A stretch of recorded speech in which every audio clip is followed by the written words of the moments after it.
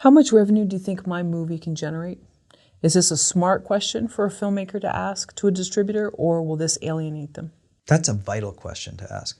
That's the whole point of the distribution deal, is how much money they're gonna generate. You need to ask that question. And you need to hear what they answer, and you need to have them justify why they answered it. And maybe they'll compare it to other stuff that they've distributed or other stuff that's been in the marketplace. That's the essence of the deal. It's the essence of the whole relationship, is how much are they going to generate? It's not, oh, you nice guys, you're going to go to film markets and have some martinis and chit-chat about my film. Who cares about that? How much you're going to make? That's what I really need to know. You need to ask that. And by the way, you should probably, if you really want to push the deal, and don't worry about alienating. If you're going to alienate people that easily, don't do business with them. It's all business. It's not personal. That's what they do for a living. You're asking them, okay, here's what you do for a living. Can you tell me what I can expect for you to do for me for a living? That's not an alienating question at all. And if you really want to push the envelope, have them put it in writing as an addendum. Here's the projections that we're projecting. Now, they're not going to guarantee, well, they'll guarantee it in a minimum guarantee. So you try to get as much of that, like they'll give you low, medium, and high forecasts. They'll probably go with the medium, and you try to get as much of that in a minimum guarantee as possible. That's the secret. But beyond the minimum guarantee, probably can't give you an absolute number. And if they did, would that be honest? No, they give you a forecast. It's, like it's any business. I mean, it's based on our experience, based on, the marketplace and the conditions and everything like that, the buyers, this is what we estimate we're going to generate for you on this film. And based on, the quality of your film. Here's our forecast for your film. But they're just forecasts. So we hopefully will be close to them. Hopefully we'll exceed them, but it's just an idea of what to expect. It's a ballpark, a range. Are most new independent filmmakers afraid to ask that question? Yes, of course they are. Most new independent filmmakers are afraid to ask anything to a distributor because they're totally intimidated by distributors. Because they think distributors are, for some reason, smarter, or the holy grail, or they're the business people. So you don't ask the business, you don't question the business people. You got to question everything. And by the way, what they do is a fraction of what you've done as an indie filmmaker. What you've done in making a movie so far surpasses the amount of passion and hard work that any distributor is ever going to do. And I can speak from experience. I know what it takes to get a film made, and I know what it takes to get a film sold. Now, selling is a very, very long process and very difficult, and you have to be super persistent, and you have to be able to take a lot of rejection. Making is super intense. I mean, staying focused on story and set and actors and all this kind of stuff, and just getting it all together and delivering a great product. So they're different, disciplines, and they're both important, but don't ever think what a distributor does is any more difficult than what you do. And don't ever be intimidated. I mean, I can't say, you're going to be intimidated by them. They're going to push you. They're going to tell you things. They're going to say, and that's why lawyers and consultants exist, so that you can take somebody in an agent. That's what these people do. They just say things to other people that you might be too intimidated to say to them. So you pay somebody else to say it.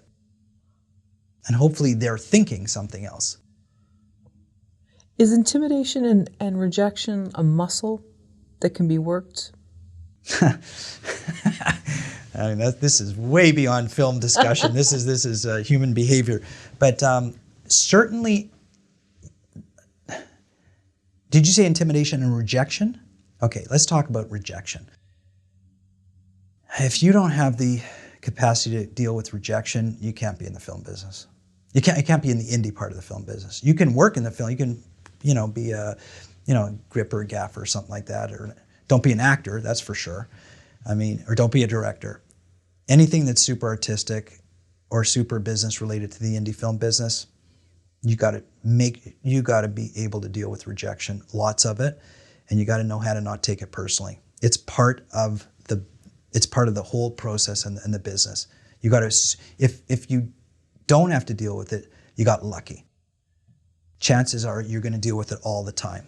So it's an anomaly not to deal with it. The norm is to be dealing with lots of rejection. Okay? Intimidation, That's a personal thing, you know? It depends how confident you are. And the person on the other side, I mean, sometimes they'll have position over you. Like for instance, you know, if you're sitting in a Netflix meeting and they have the ability to change your life, and think about it, they greenlight your movie, Sure. it changes your life, changes the whole trajectory of your life. And they don't greenlight it, it changes it in a different direction. It doesn't end your life, it just, you know, slows it down a little bit or something. That can be intimidating. That's also the nature of the beast, you know, unfortunately. And you just got to know that I relate it to poker. You got a hand, you got to play it the way you think is the best way to play it, and whatever the results are, that's the results. And you know, you can't kick yourself.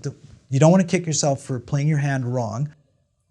You want to make sure after the game's over that you feel good about how you played, but you don't always win. And you got to remember that you're just not always going to win. But you got to control your tells. Scratching of the nose, getting worried, because maybe that affects the deal if they realize how easily you can be pushed around.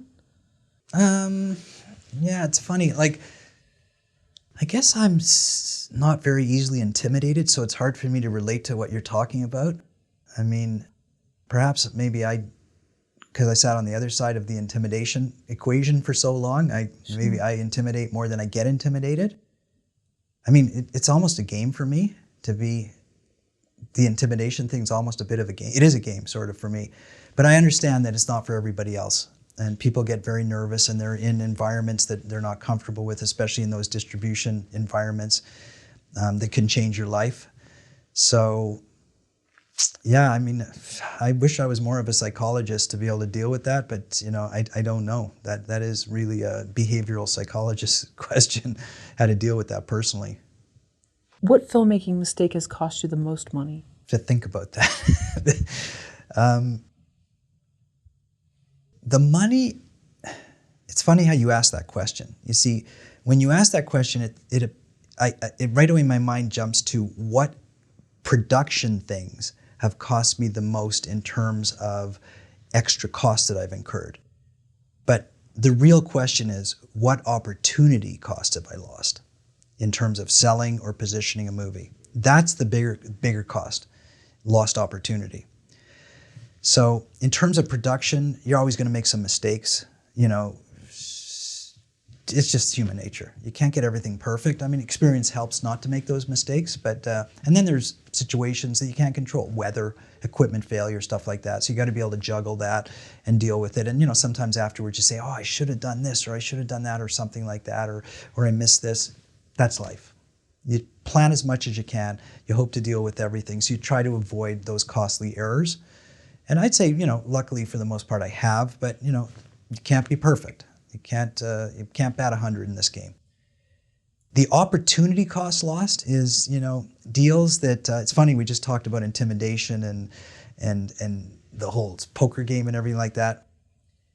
And I've said lots about, you know, how to push a distributor, and maybe, sometimes I probably have pushed a little too much, and I've maybe left some business on the table because I don't like to get pushed around, so maybe I push back a bit more than I should.